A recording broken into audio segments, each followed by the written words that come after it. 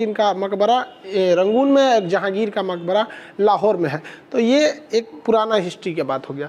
लेकिन अभी जो है म्यांमार में थोड़ी सी सत्ता परिवर्तन की वजह से बड़ा ज़्यादा चिंताजनक स्थिति हो गई है। म्यांमार के जब द्वितीय विश्व युद्ध चल रहा था तो म्यांमार जो था ये जापानियों के अंडर में आ गया था और जापानियों ने यहाँ से ब्रिटेन को भगा दिया और जापान यहाँ पर अपनी एक कठपुतली सरकार बना के वहाँ के लोगों पर अत्याचार करना चालू कर दिया, जिसका विरोध वहाँ किया था आंग सांग ने।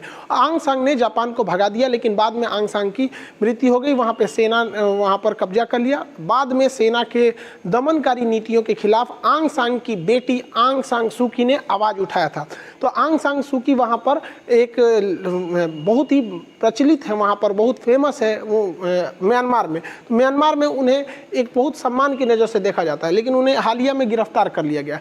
म्यांमार बौद्ध धर्म के लिए प्रसिद्ध है। बौद्ध धर्म के मंदिरों को पैगोडा कहा जाता है। पैगोडा मंदिर इस शेप में होती हैं। पैगोडा की विशेषता होती है कि हर फ्लोर की अपनी एक छत होती है, इसे पैगोडा कहते हैं। तो ऐसे पैगोडा म्यांमार में बहुतायत आपको देखने को मिलेंगे, लेकिन ये जितने पैगोडा देखते हैं ज़्यादातर गोल्डन कलर के दिखते हैं। इसलिए म्यांमार को क्वेश्चन भी आता है क्या कहते हैं, तो गोल्डन पैगोडा का देश कहा जाता है। जबकि ऐसी ही मंदिर भारत में भी आप देखने को मिलेगा। कोणार्क का सूर्य मंदिर, ये भी पैगोडा का शेप का है, लेकिन ये काले रंग का है। तो क्वेश्चन पूछेगा ब्लैक पैगोडा किसे कहते हैं, तो कोणार्क का सूर्य मंदिर को कहते हैं। यूपीएससी एग्जाम के पॉइंट ऑफ व्यू से बहुत इंपॉर्टेंट हो जाता है मंदिर निर्माण शैली, जिसमें आपका नागर शैली, वेसर शैली, द्रविड़ शैली, विमानन शैली, ये सब शैलियों के बारे में काफ़ी ज़्यादा क्वेश्चन आते हैं। तो इस सब की चर्चा कभी और करेंगे। अभी मेन टॉपिक म्यांमार की तख्ता पलट को समझते हैं। म्यांमार में सेना जो है वो इस तरह से संविधान को चलाती है जिस तरह से हमेशा सेना के हाथ में ही कंट्रोलिंग रहती है। लेकिन इस म्यांमार में अंतर्राष्ट्रीय दबाव की वजह से वहाँ पे चुनाव कराया गया और पिछले साल नवंबर 2020 में जो चुनाव हुआ तो आंग सांग सू की जो पार्टी थी नेशनल लीग फॉर डेमोक्रेसी, इसने 87% मतदान प्राप्त कर लिया। अब तभी से यह विवाद चालू हो गया। सेना कह रही है कि मतदान में बहुत ज़्यादा फर्जीवाड़ा हुआ है, इसका दोबारा चुनाव होना चाहिए। भाई सेना हो, तुम्हारा काम है बॉर्डर देखना, तुम खामखा में गद्दी का देखने लगते हो। तो सेना ने आरोप लगाया कि ऐसा है। अब ये घींचातान चल ही रहा था कि म्यांमार के जो स्टेट काउंसलर थी, देखिए म्यांमार में प्रधानमंत्री के पद को स्टेट काउंसलर कहा जाता है, जिस तरह जर्मनी में प्रधानमंत्री के पद को चांसलर कहा जाता है, वैसे यहाँ पे स्टेट काउंसलर कहा जाता है। तो स्टेट काउंसलर के पद पर ये थी। ये सेना का मतलब ये सेना इनको हटाना चाहती थी। तो अचानक सेना ने 1 फरवरी 2021 को अचानक सुबह में न्यूज आया कि आंग सांग सू की और पूरे मंत्रिमंडल को गिरफ्तार कर दिया जाता है। सेना बेहतर ढंग से जांच हो सके इसलिए पूरा देश का शासन अपने हाथ में लेती है। 1 साल के लिए इमरजेंसी लगा दिया जाता है। सड़कों पर सेना की बख्तरबंद गाड़ियां और टैंक घूमने लगते हैं। लोग अपने घरों के अंदर बंद हो जाते हैं। कुछ लोग एटीएम और बैंक के पीछे लाइन लगा लेते हैं, राशन खरीदने लगते हैं। मोबाइल की इंटरनेट सेवा बंद कर दी जाती है। आपको भी पता है कि सेना रूल बहुत ही खराब माना जाता है। हालांकि पूरी दुनिया आंग सांग सू के साथ है। आंग सांग सू को आप ऐसे समझिए 1991 में इन्हें नोबेल पुरस्कार मिल गया, लेकिन 2017 में इनकी छवि को थोड़ा सा लॉस हुआ तब जब रोहिंग्या इशू सामने आया था। म्यांमार की सेना के मदद से रोहिंग्या मुसलमानों को मार के भगाया जाने लगा, जो बहुत बड़ी संख्या में आके बांग्लादेश और इवन भारत में आके शरण लिए थे। और मीडिया ने या यूएन में जब सवाल उठाया गया तो उन्होंने सेना का ही पक्ष लिया था और कहा था कि सेना जिन्हें मार रही है वो आतंकवादी हैं, कोई रोहिंग्या मारा नहीं जा रहा है। जबकि इस पर यूएन की रिपोर्ट थी, सैटेलाइट इमेज थी, तो इसमें थोड़ा सा इनकी क्रेडिबिलिटी पे लॉस हुआ था और इन्हें ना एक अंतर्राष्ट्रीय वो जो छवि थी इनकी वो थोड़ी सी धूमिल हो गई थी। क्योंकि ये जो है आंग सांग सू की जब राजनीति में आ जाता है तो राजनीति में सबको लेके चलना चाहते हैं। लेकिन सबसे बड़ी समस्या क्या है कि राजनीति में चुनाव जीतने के लिए आपको मेजॉरिटियन फॉलो करना पड़ जाता है। इस वजह से ये मेजॉरिटी को मतलब ध्यान में रखते हुए इस तरह का स्टेटमेंट दी थी। अभी क्या है, अंतर्राष्ट्रीय धड़ा को देखेंगे तो ज़्यादातर लोग आंग सांग सू की फेवर में हैं और कुछ लोग जो हैं वो इस सेना के फेवर में। हालांकि किसी के हिसाब से सेना का रूल अच्छा नहीं होता है, स्पेशली भारत के लिए, क्योंकि हम लोग एक लोकतांत्रिक देश है। सेना का माइंडसेट इसके भारत के हिसाब से सही नहीं है। अगर विश्व को देखते हैं तो इधर से अमेरिका ने इसका कड़ा विरोध जताया है। अमेरिका ने तो अपना विमान वाहक पोत भी रवाना कर दिया है। SS रोनाल्ड रीगन को यहाँ पर डिप्यूट कर दिया। हालांकि रोनाल्ड रीगन को भेजा गया है 2 रीजन से। साउथ चाइना सी में ताइवान को काउंटर करते हुए, दूसरा यहाँ पर रोनाल्ड रीगन को लगाया गया।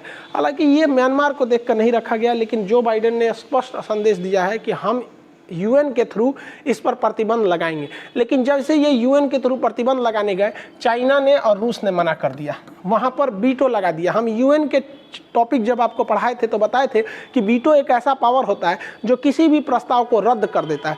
तो रूस और चाइना ने इस प्रस्ताव को रद्द कर दिया, जो स्पष्ट दिखाता है कि रूस और चाइना वहाँ के सेना के साथ है। इन लोग का कहना था कि भैया ये इमरजेंसी हमेशा के लिए तो लगी नहीं है, 1 साल के लिए लगी है, 1 साल बाद देखेंगे क्या होता है क्या नहीं, हमें दूसरे के अंतर्राष्ट्रीय मामले में मतलब हस्तक्षेप नहीं करना चाहिए। लेकिन जो बाइडन ने अमेरिका की ओर से म्यांमार के ऊपर प्रतिबंध लगा दिया है। अब वहाँ पर प्रतिबंध से कुछ खास फायदा नहीं होगा, क्योंकि इस साउथ ईस्ट एशिया के लोग इस प्रतिबंध की नीति को बहुत झेल चुके हैं। म्यांमार की सेना इसका थोड़ा भी परवाह नहीं करती है, और इवन म्यांमार की सेना ने भी बहुत सोच विचार किया होगा तख्ता पलट करने से पहले। और ये जो प्रतिबंध लगाते हैं, उत्तरी कोरिया पे भी लगाए, ईरान पे भी लगाए, सब देशों पे लगाए, किसी ने इनको अब उतना सीरियसली नहीं लिया था। लेकिन इसी बीच यूरोपीय यूनियन हो गया, ब्रिटेन हो गया, फ्रांस हो गया, G7 देश हो गया, इस तख्ता पलट का विरोध किया। भारत को भी इसका विरोध करना चाहिए, लेकिन भारत के साथ स्थिति कुछ और है। हमें बहुत सोच समझ के चलना पड़ेगा। इसलिए भारत सरकार के विदेश मंत्रालय की अभी नीति देखेंगे तो उन्होंने एक तटस्थ बयान दिया है कि हम इस पर नज़र बनाए रखे हैं, जो भी सरकार है संविधान के दायरे में ही काम करें, हम मतलब किसी भी तरह की अनहोनी नहीं चाहते हैं। देखिए चाइना का जो है ना, चाइना एक अलग स्ट्रेटजी से चल रहा है, वो हर ओर से फायदा चाहता है। चाइना चाहता है कि म्यांमार के रास्ते वो बंगाल की खाड़ी तक एंट्री मार सके। यहाँ पर एक बंदरगाह है जिसका नाम है सितवे बंदरगाह, तो इस रास्ते सितवे बंदरगाह तक पहुंचना चाहता है। यहाँ से आराम से वो बालासोर, कलाम द्वीप, श्रीहरिकोटा पे आराम से ये यहाँ से नज़र रख सकता है। साथ ही हमारी जो सेना, वायुसेना, नौसेना, तीनों का जो ट्राई जंक्शन है, यहाँ पर भी वो आराम से नज़र को रख सकता है। अब इसमें क्या है कि भारत को इसको बड़ा आराम से टैकल करना पड़ेगा, क्योंकि अगर भारत भी ज़्यादा प्रतिबंध लगाएगा या अमेरिका के फेवर में जाएगा, इवन भारत भी अमेरिका के फेवर में ही जाएगा, क्योंकि हमारी विदेश नीति धीरे धीरे अमेरिका की ओर शिफ्ट हो रही है। तो अगर हम ज़्यादा प्रेशर लगा देते हैं तो म्यांमार का जो सेना है, वहाँ का जो सेना प्रमुख, उनको आराम से मिल जाएगा शी जिनपिंग का साथ। और शी जिनपिंग भी यही चाहते हैं कि कहीं पे भी सरकार रहे वो एकदम उजड़ और बेईमान सरकार रहे, क्योंकि ऐसी सरकार देश का विकास नहीं कर पाएगी। फिर कर्जा लेने के लिए वो चाइना के पास आएगी, और चाइना के चंगुल में एक बार म्यांमार फंस गया तो नहीं निकल पाएगा, क्योंकि एक छोटा सा देश है, कर्जा के जाल में उसे पूरी तरह से फंसा देगा। तो चाइना इस रास्ते जाना चाहता है। चाइना जो है पूरी तरह से ससुरा दोगला देश है, दोगला तेगला चोगला सब है वहाँ पे। उसकी विदेश नीति हर समय चेंज होती रहती है, वो कब क्या बोलेगा ठीक उसका उल्टा बोल देता है। इसका एग्जांपल देखिए म्यांमार में 2017 में म्यांमार की सेना म्यांमार में रह रहे रोहिंग्या मुसलमानों पर अत्याचार करना चालू किया, बहुत बड़े पैमाने पर नरसंहार हुआ, वहाँ के लोगों को मार मार के भगा दिया गया। तो इस मामले में चीन ने म्यांमार का साथ दिया और कहा कि म्यांमार की जो सेना कर रही है यहाँ सही कर रही है, इन आतंकवादियों को मारना चाहिए। लेकिन यही चीन जो है वो कश्मीर पर ठीक इसका उल्टा जवाब देता है, कहता है कश्मीर की सेना गलत कर रही है, वहाँ के लोगों पर गोली चला रही है। अरे साले तुम्हारी यहाँ पर वही आतंकवादी को मार रहा है तो सही है, यहाँ पे आतंकवादी को मार रहा है तो गलत है। ये दोगला नीति देखिए। दूसरा और देखिए दोगला नीति इस चाइना का। चाइना क्या करता है, वहाँ पर चाइना का ये सिंजियांग प्रांत है, सिंजियांग प्रांत में मुस्लिम बाहुल्य एरिया है, यहाँ वीगर मुस्लिम्स रहते हैं। चाइना इन वीगर मुसलमानों पे बहुत ज़्यादा अत्याचार करता है, कहता है कि इन पर हम अत्याचार नहीं कर रहे हैं, इन्हें हम कैंप में रख के इन्हें पढ़ा रहे हैं।